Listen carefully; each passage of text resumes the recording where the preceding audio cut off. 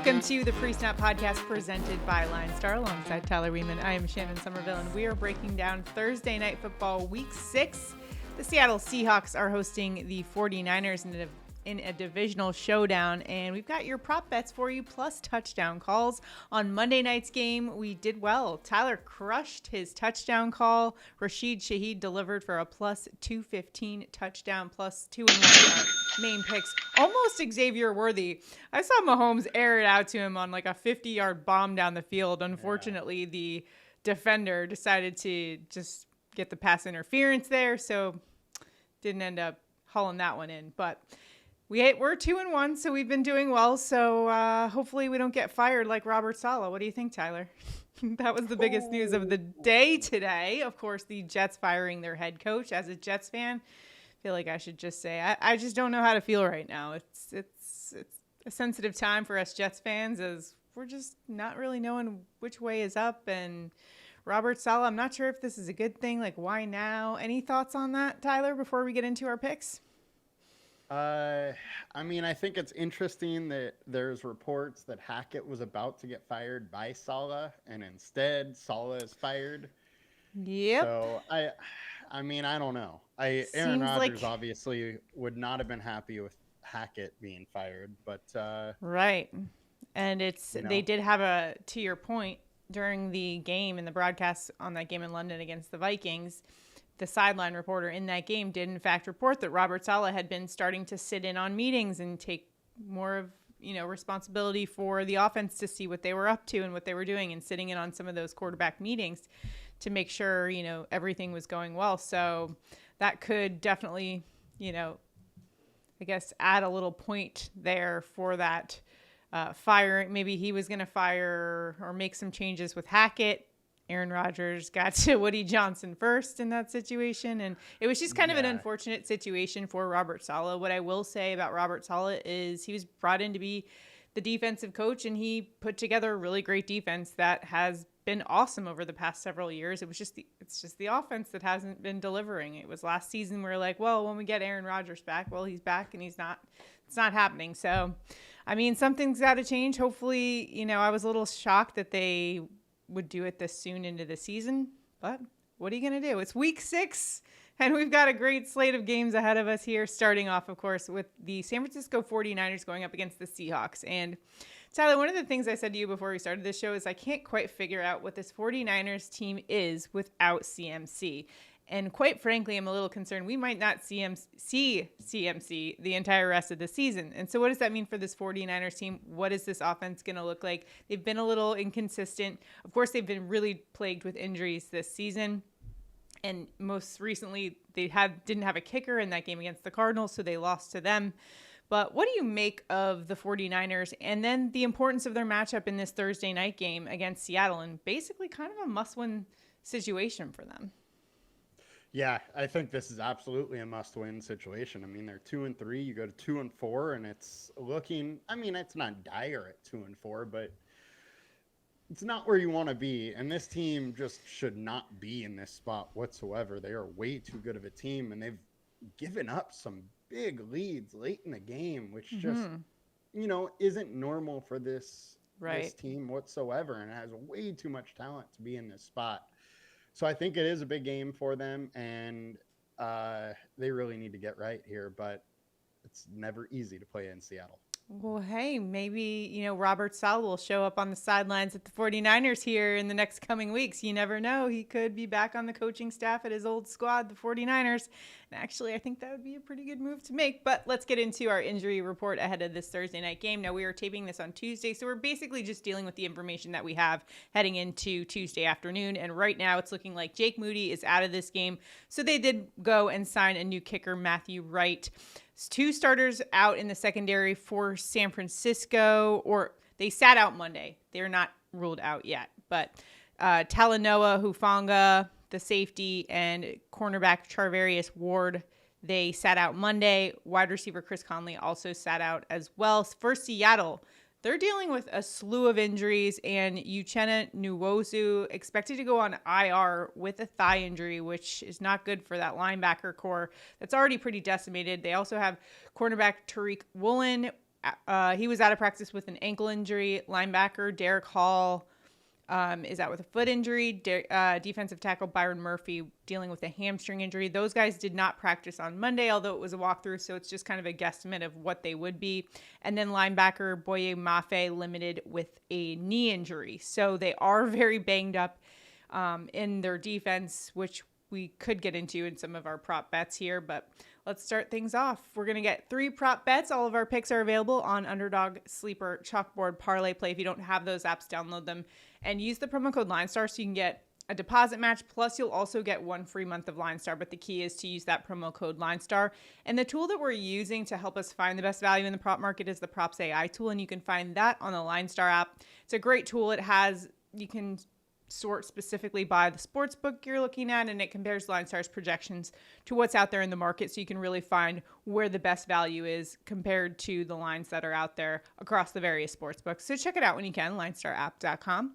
And with that, let's get to our first pick, which comes from the PropsAI tool. The LineStar pick is going to be running back Kenneth Walker, over 54.5 rushing yards. LineStar's projection for K-Dub is 60.5. He's been over in 2 of 3 games. He had 103 versus Denver, 80 versus Detroit, just 19 though against the Giants. He had just 5 carries in that game.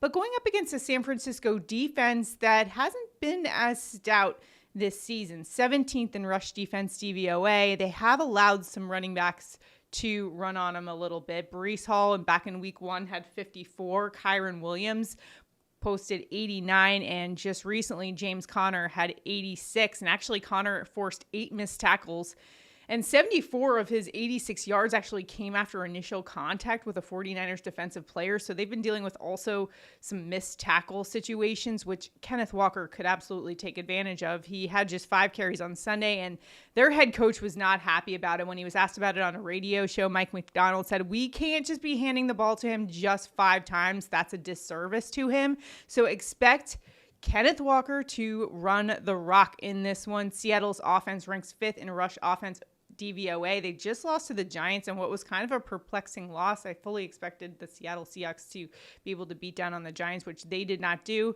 And they also kind of veered away from the rushing game that they had said at the beginning of the season was going to be what their offense was predicated on. But I think they get back to the basics here and run the ball with Kenneth Walker.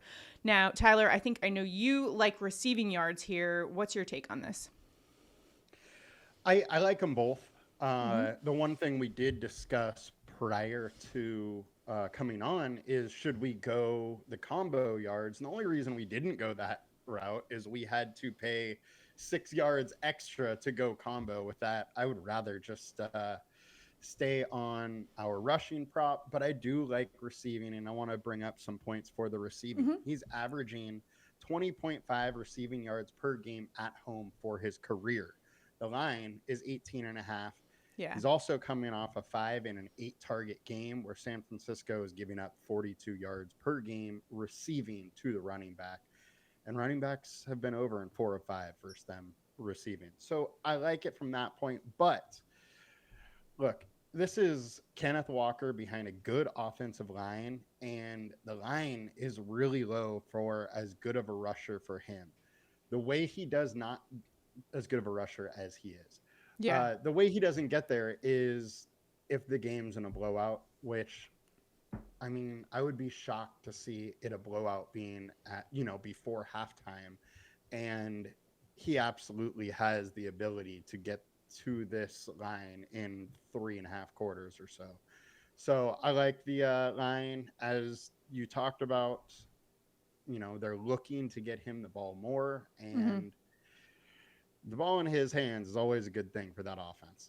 Yeah, absolutely. And I'm glad we're talking about both the rushing and the receiving, because I feel like both lines are going to start creeping up. So maybe it's a situation where if one gets too high, you pivot to the other one and take the over there. 18.5 is very low for a receiving yards number for Kenneth Walker, a guy who could do a lot of damage in a short amount of time, or like just one opportunity. So I like the spot for Kenneth Walker. Yeah.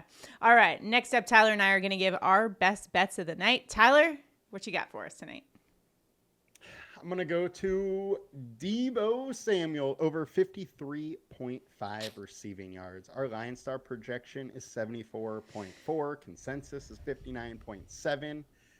The thing here is that he has just absolutely dominated the Seahawks in the past. He has 775 receiving yards in 7 games versus Seattle. That's 110.7 per game. Seattle's passing D also has some big questions. They have faced Bo Nix, Jacoby Brissett, Daniel Jones, Skylar Thompson, and then Jared Goff, who went 18 for 18 and 292. And their passing defense really hasn't been able to hold those quarterbacks that well. Yeah. So you step in with Purdy and, the squad that the 49ers have, and there could be a lot of receiving yards for the 49ers. Yeah, absolutely. I think they haven't really been truly, well, they got a little tested by the Detroit Lions, but I like the spot here for those receivers and those pass catchers, which is why, Tyler, my pick, I'm going to George Kittle over 48.5 receiving yards. LineStar's projection is at 57 receiving yards for Kittle, and he's averaging 56 receiving yards per game over in 2 of 4 games. Going up against a Seattle defense that ranks 23rd in pass defense DVOA, specifically versus tight ends. And Seattle, as we mentioned at the top of this show, could be without some key defensive players, linebacker Derek Hall, Rick Woolen, Uchenna Nwosu is likely on the IAL.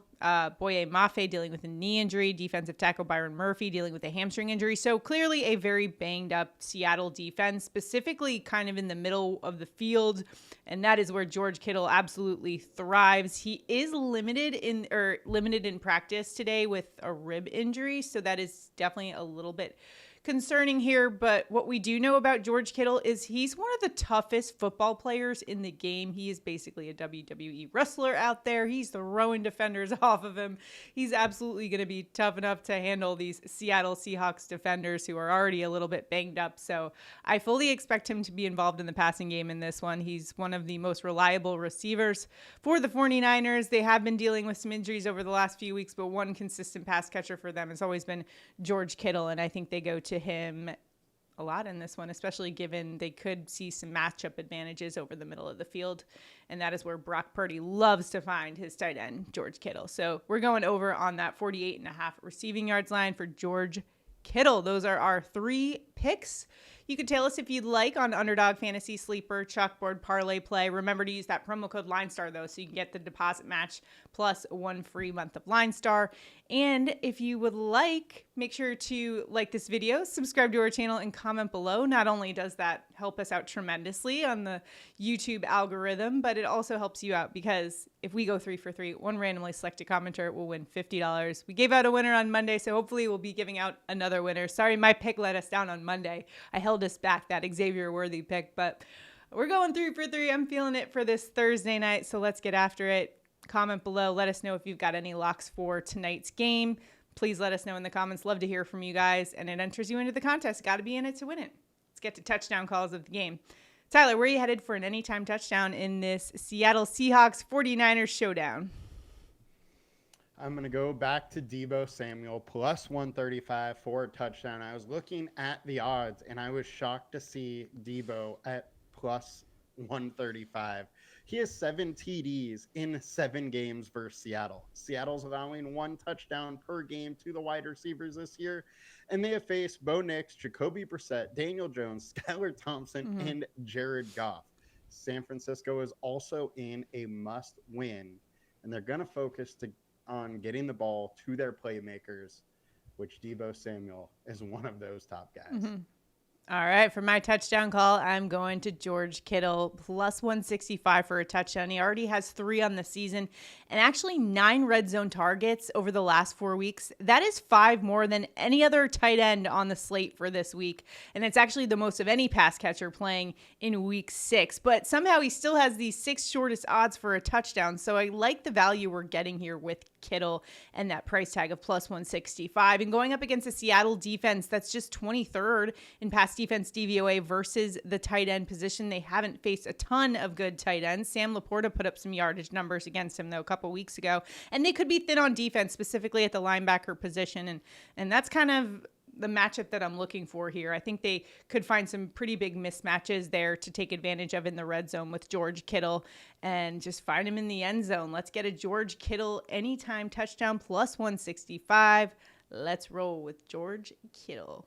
I love George Kittle, especially after seeing him on that show, Receivers on Netflix. One of the greatest characters in the NFL these days. What do you think, Tyler?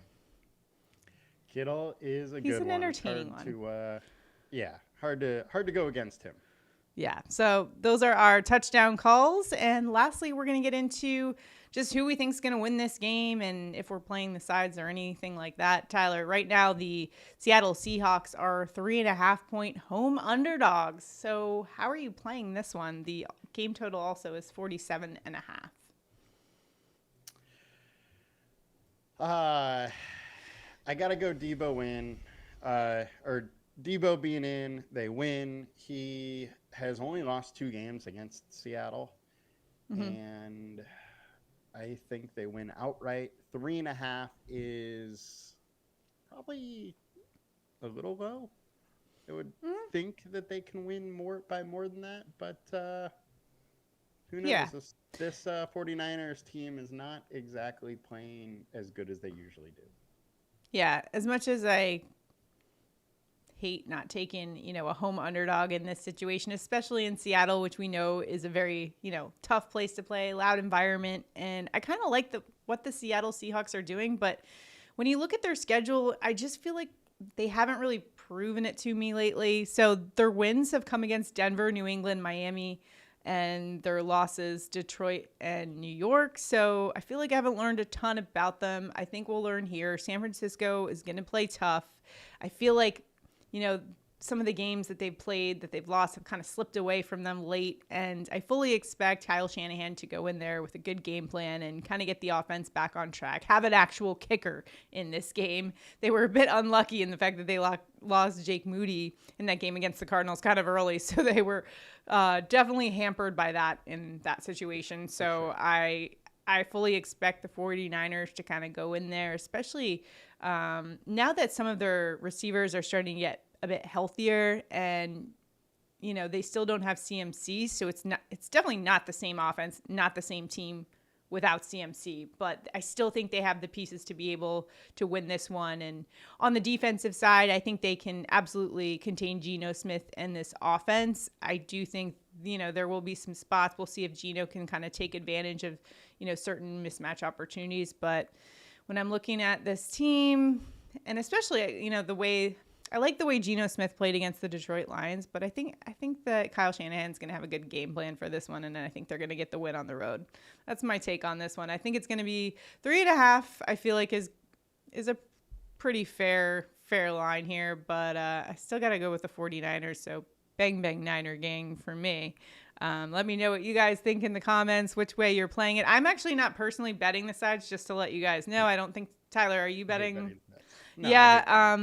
And the game total, I'm kind of staying away from because I'm kind of not sure how that's going to play out, especially given the fact that we could be without a lot of defenders for the Seattle Seahawks, which is another reason why I kind of have to take the 49ers because they just seem really banged up on defense, and Kyle Shanahan knows how to exploit some holes in the defense, that's for sure. So that's the one thing that concerns me about taking any Seattle Seahawks bets. So that's kind of how I'm playing it. But let me know what you guys think in the comments. And let me know what you guys think about the Jets firing Robert Saleh.